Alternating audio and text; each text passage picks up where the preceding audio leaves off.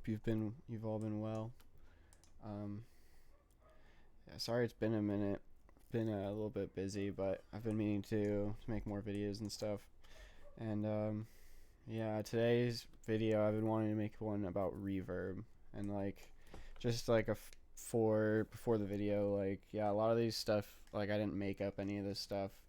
Um, just tips I've picked up along the way. I feel like that have helped me. Yeah, I'll try to like let you know the source if I remember like where I learned the trick from. But yeah, that's pretty much it. I loaded in like a drum break for just to have like a sound to put something on. I'll probably make some other sounds too doing this. I kind of don't want to edit these videos. I kind of to make it more sustainable, to make me like be more down to make the videos. I don't really want to edit, and I also am probably just gonna leave in mistakes and kind of like the YouTuber like Ned Rush, if you've seen his, like just kind of do that approach where it's like. But I mean, I think his videos are gonna be a lot better than mine, edited and everything like that. But I don't know, more lax is the vibe I'm trying to do. Is my point, but. Yeah, so I guess I'll show you the sketchiest reverb thing first, which is kind of like a random reverb generator using like Melda's reverb. It's like their turbo verb. Wait, it's like M turbo verb.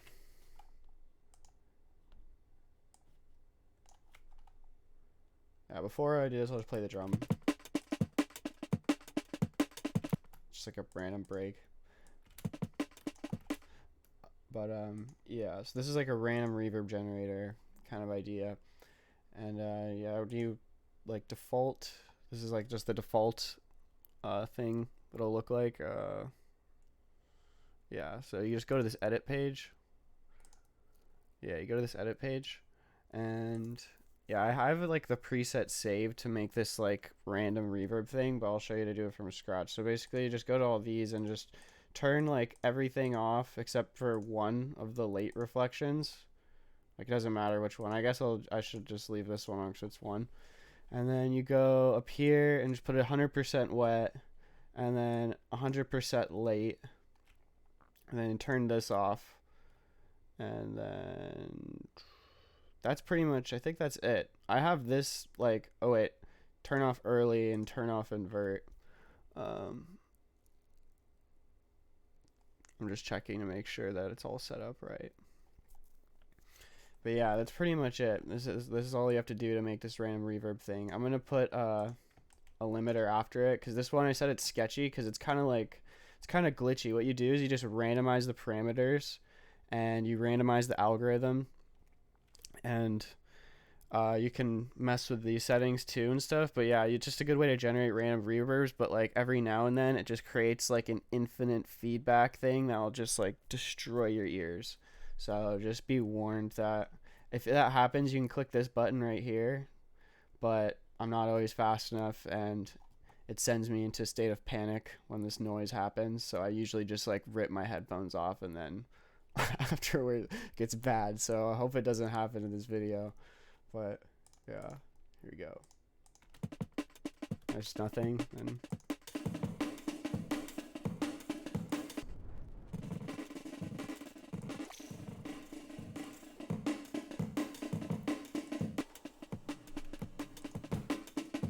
oh yeah, you should probably be wearing headphones for this too to be able to tell the difference. But like every time you hit randomize parameters, it randomizes all these things.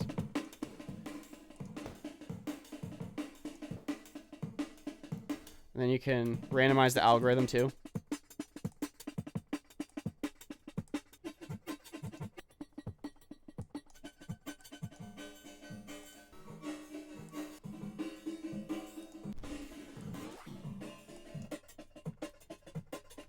Yeah, so that's this trick. Goes deeper than that, but that's all I want to explain for now. But I use that like all the time. Like if I just want to like do some, especially for like drum design, like doing this on when you're doing like drums and stuff. This could be really cool to like add layers, and just for a lot of stuff actually, this can add like a cool spatial layer. But yeah, be warned about the feedback thing. I don't want to mess with it too long because it like will for sure happen, and I would probably want to like reshoot this video if it happened because it's fucked. But Yeah, so that's my first little trick with reverb. And my second trick with reverb is just like I use that one a lot, and then I use this rack like literally all the time. And I'll show you what it is. I picked this up from like kind of a combination of like Cohen Sounds Patreon and sorry, I just saw like microphone like clipped.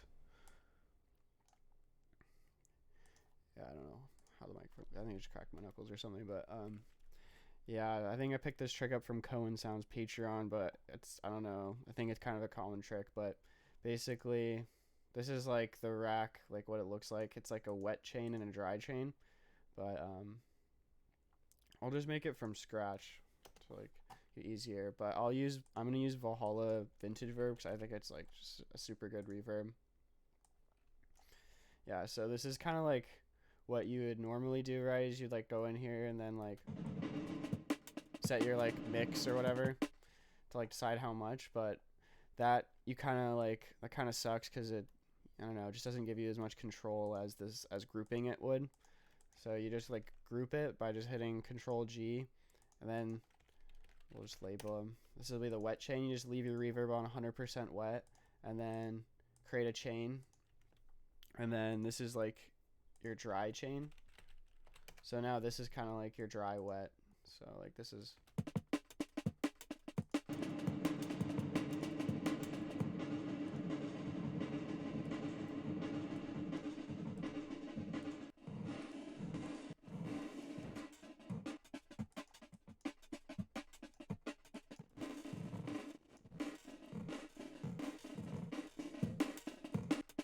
yeah. So just put it in a group.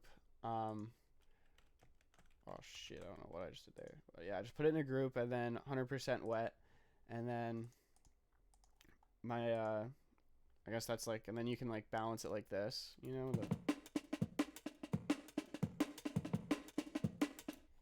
Yeah, but then in my like that rack I have saved, I also have like an EQ, which like brings me to my next tip, which is like EQ the reverb one, like, and just like get rid of the like.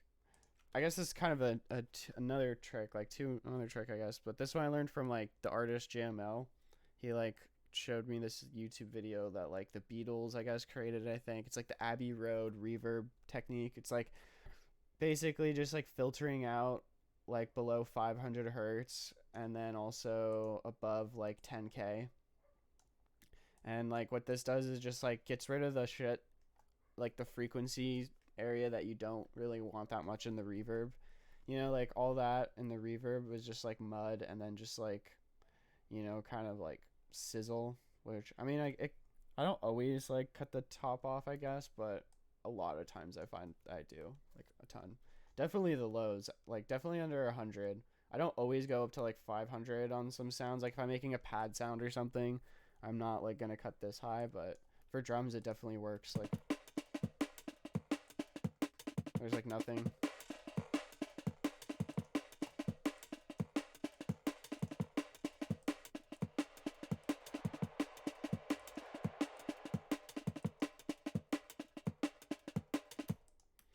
And then yeah, I guess you can yeah, and this is another trick. I guess I'll seems the other idea is like another Cohen sound thing is just like messing with the pitch before the reverb. So like then just your reverb's high pitched.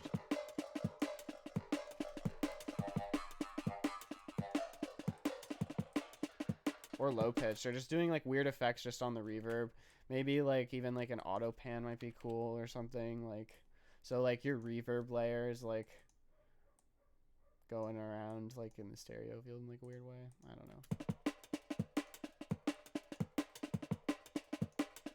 And the pitch thing to make it more obvious. Like,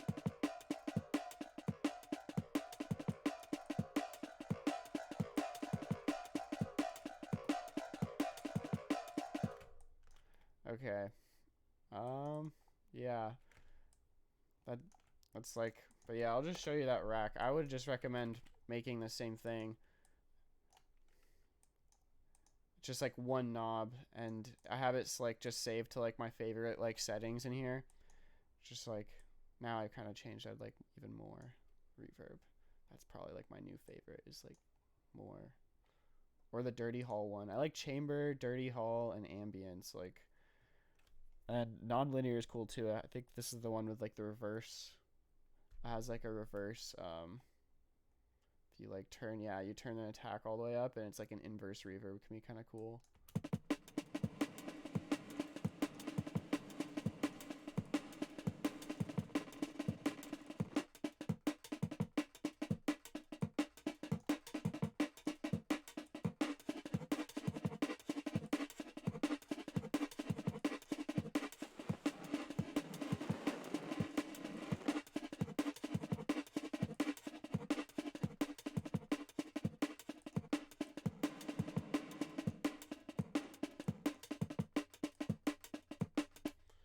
Yeah.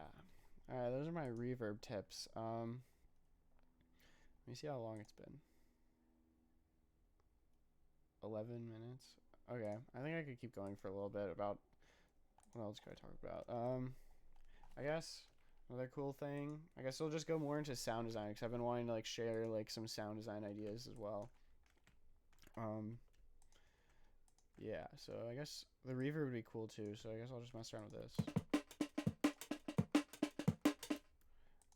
All right, the sound design, like one of my favorite sound design things, honestly, is just like going through like presets of like random plugins, and like, cause like you can make crazy effect chains, which I do a lot of, and go like step by step and be like, okay, like saturation, filtering, like, okay, like now I want like resonator, now like a phaser, like, or you can kind of just go into like multi effect plugins and just like randomize things, and then just like change the order of plugins and stuff like that. Like, I find myself doing that a lot more than when I'm doing sound design, because like a lot of times what I do is I like make the drums, and then I'll do like sound design with the drums, and then I'll do sound design with the music part, like all the stuff that's like melodies. Then I'll like, and like lately the way I've been making basses, I've just been making like subs, and then doing this idea of just like putting like plugins like Rift and Portal and like Hysterius or whatever it's called. I use that one too. And Digitalis is another cool one. And like, yeah, stuff like that. And just all these things, they have really great presets. And if you like change the order and like double plugins and stuff like that, you can get really like interesting things. And then like not even have to do like, like bass design really. I'll just like make like nice sounding subs, and then like just throw on saturation and like filtering plugins, and just randomize stuff, and then like have the mid basses made from that. Yeah, so like this one's sick. I just like,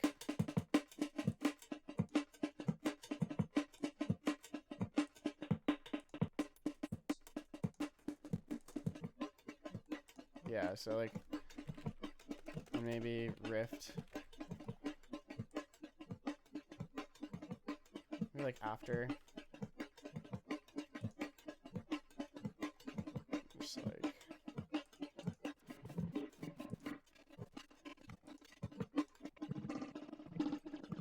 yeah. And then like what I do while I'm doing this is I just am like resampling it. So you just make a new channel,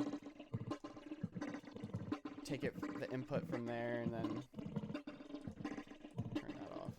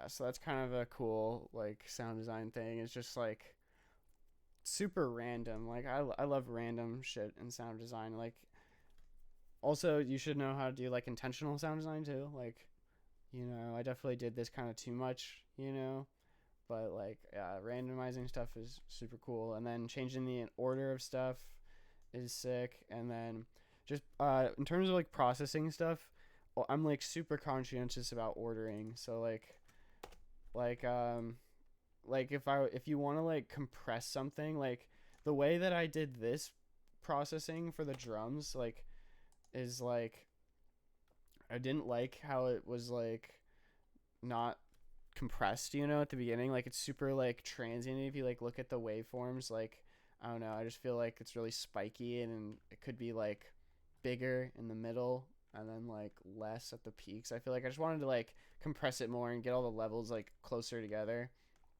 So how I did this was like I just started by putting a limiter on, and then like squashed it, just because limiting is just like intense compression. And then to like decide how much of that, I just like used a gain, and like basically I like pushed it as far as I felt like it could, um without like kind of like degrading the sound. And then after doing that, I put this on for the sound design thing, but after doing that, I felt like the sound was like too like, I feel like it's kind of like harsh and shit. So like then I went and put the EQ at the beginning. Like I don't know. I feel like a lot of times like my initial instinct when I was like learning this stuff was like to do the EQ like over here, because it's just like linear, like working like left to right. But before like saturation and compression, like I usually like EQ. Like if I'm gonna like, I'll start with the saturation or the compression. Like maybe let's just try that with this like saturation.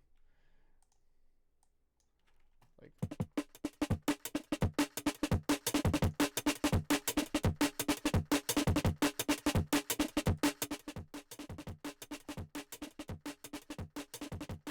there's definitely